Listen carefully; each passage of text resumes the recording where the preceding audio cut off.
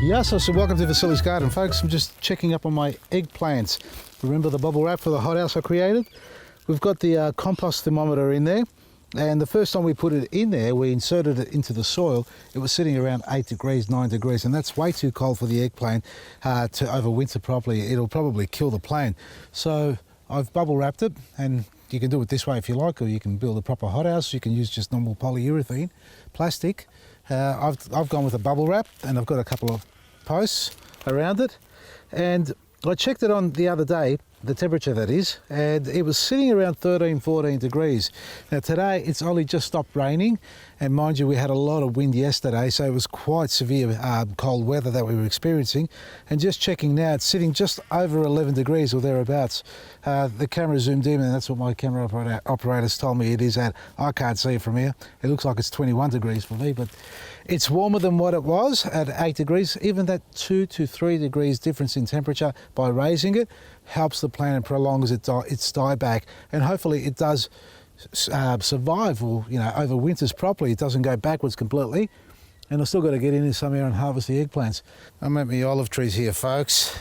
Check this out. We're walking around the dam to check out the olive trees, and what I want to touch base on is the pruning techniques of the olive tree, or what I've done. Some I've pruned, some I haven't pruned, and these ones here that you're looking at the moment that I've got around the dam, I haven't pruned.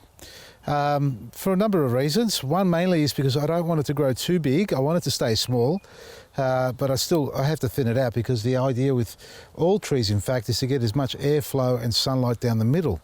And you don't want any crossing over of branches especially. So it's irrespective of whether it's a deciduous fruit tree, ornamental tree, or an olive or citrus tree, in fact, they all have similar growth habits, or they all experience the same problems when growing, I should say, and that's a crossing over. And here's an example of it, of what we're talking about here. Now you've got the central leader that was cut out, and it's forked out into two parts here. You've got one over this side and then one on this side there. You can see this is the stronger of the two. But then we've got a lot of branching coming off this main shoot growing into the middle. See this one here? That's growing straight up down the middle here. That's great, but we don't want it to be, unless you're trying to grow a central leader and then have horizontal branches coming out through the sides, along the sides as it's growing up. So we're not growing that format here. We don't want that, and I certainly don't want to turn this into a mop top or a ball or a topiary or any form like that. And what I mean by that is that I'm not going to be pruning just the external parts of the tree, going around and taking the tips off it like this. This is not the shape that I want to create with these trees, and I'm going to show you ones that I've pruned earlier on to start them from young. Now these need to be worked on. This one in particular, for example, if I was to do any pruning at all, it would be this right here. That's a decent size branch on there, and I've got the lowies number one, and it's still going to not struggle. I've got to get my fingers around it properly. Taking out the center, don't need that. With olive trees, anything that grows straight up, you're going to rarely get any fruit off them. These are young trees, and I suppose you're thinking, well, there's no fruit on these, they're still pretty young. That's true, they're still pretty young, but they can still fruit.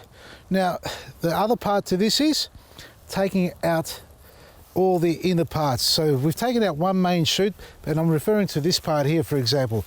I don't need so many close branches like that. See this double parallel going on here, one there and one there.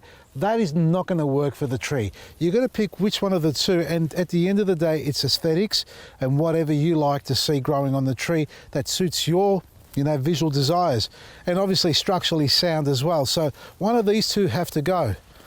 Which one of the two?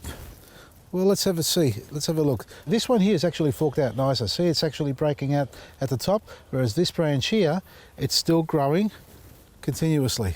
So that's not going to stop. That's going to keep going out there. So this is a younger shoot than that one there. And normally it should be about 1/3 of the diameter of where it's growing off. For me, I'd be taking this one here off like that.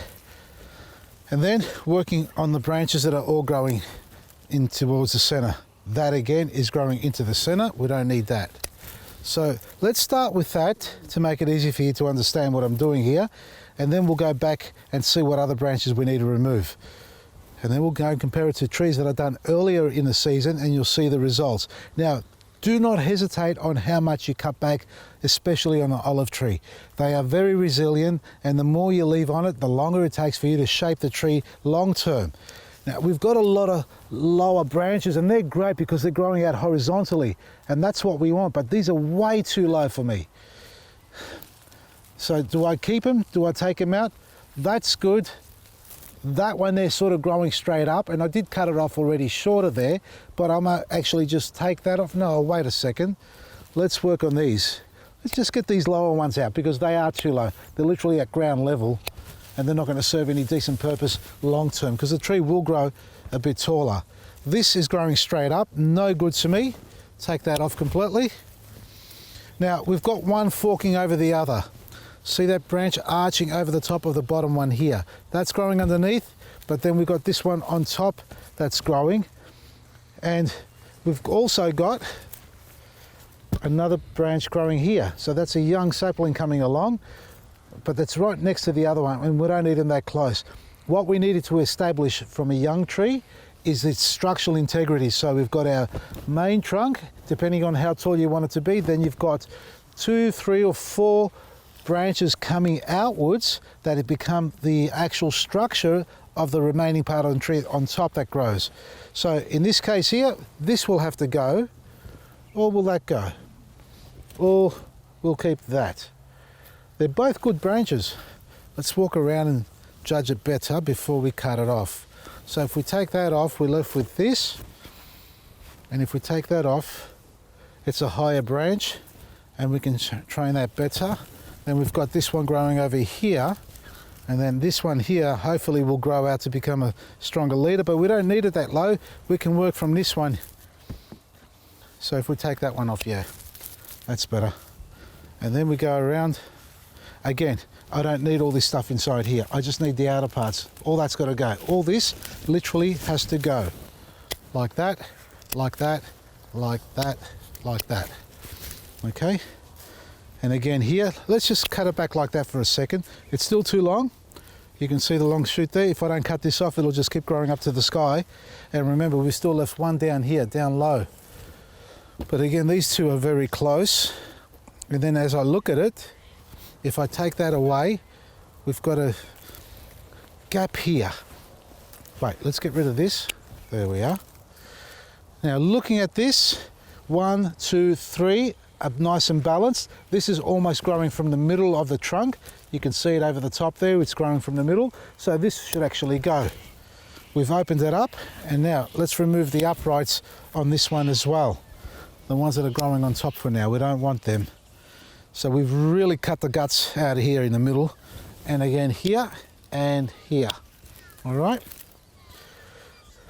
What a change so far.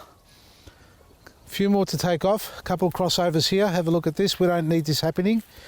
That shouldn't happen. No good to us, because long term these branches are going to become this thick, at least this diameter as it matures. Remember, this tree is not going to stay this small. It's not a bonsai.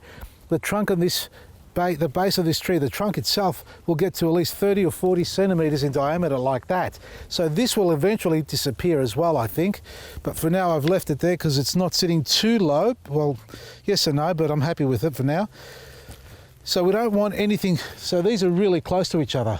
But we work with them for now because long term we don't know what's going to happen to either of them. But we are going to remove that, and we are going to remove that to get the space in there. We've got a couple of little babies. Well, they're growing, but for no reason. We don't want them there. We're not going to get fruit off this. We're trying to establish the structure. Remember that. So all that comes off. And again, we've got 2 branches here. We don't need it. Cut that off. Take the tips off these and just bring them right down. That's growing straight up. Don't need that. This is in the way. We'll just take the tips off. And why I'm taking the tips off? Because that will thicken up the plant or the trunk, and eventually these will become bigger, better branches for us long term. And about 30 or 40 centimeters, you can go a bit longer if you like in the length. And again, bring this one right down to there. Don't be scared to do it. This is only a young tree, folks. It's a very young tree. And there's no point in the fruiting unless you're going to keep it this size. Don't need the middle one. Get that out, and we'll just take the tips off this. Let's just bring that down a bit. There we are. And there's one there. Crazy? You want to do a pruning class with me? This is what happens. Don't be scared. Let's go and have a look at another one here. Have a look at this. See, that's got a lot of internal growth going on as well. All this is going to come off. I'm not going to prune this one. I've just shown you the other one how I've done it, but this is what they look like when they've only had one prune from young when I first planted it in there. Just one single prune. And I've let them grow to their own abilities based on the weather we have. And you can see there's a slight lean because we get a lot of headwind across here over the dam, and it just keeps blowing on them. So we're going to straighten these up anyway. They're still pretty young. But let's go and see the ones that I've pruned probably about a year ago, 9 months ago, just before the growing season, and see how they performed. They've actually had an additional prune since then, but I'll compare those to what I've got here, and you'll see the new growth coming on them already. That's this one here, remember it? It's pretty messy. So there's a group of trees here that I've planted, a little grove. You can say there's about 10 trees, and I think I planted them a little bit too close, but that's okay. We can still dig one up if we need to. But you can see the new growth coming on there already. So I haven't removed a hell of a lot off this tree. Well, I have actually by comparison to the ones, but meaning I haven't left only 1 or 2 limbs. Now that I look at it, this one here needs to go, or that one there. So that's actually a stronger branch out of the two, so I'm going to take that one off. But you can see the new growth coming on there already. Here's another one. And they're all different. They're not identical in their shape and size, folks, but these were planted approximately the same time as the ones around the dam. But because I've pruned them more, they've had more time to establish a bigger root system because there was less to look after on top. So you're giving the tree a better opportunity to establish itself at the base. Not all of them have taken off as well as this one, in size that is. But health-wise, they're all pretty good, except for one that's been hit by the rabbits over there. You can see a couple of branches have dried up because they've almost ring-barked the trunk on it. But again, open vase, that needs to be pulled down there like that, and you can train it down by simply tying a little bit of string to it or fishing wire.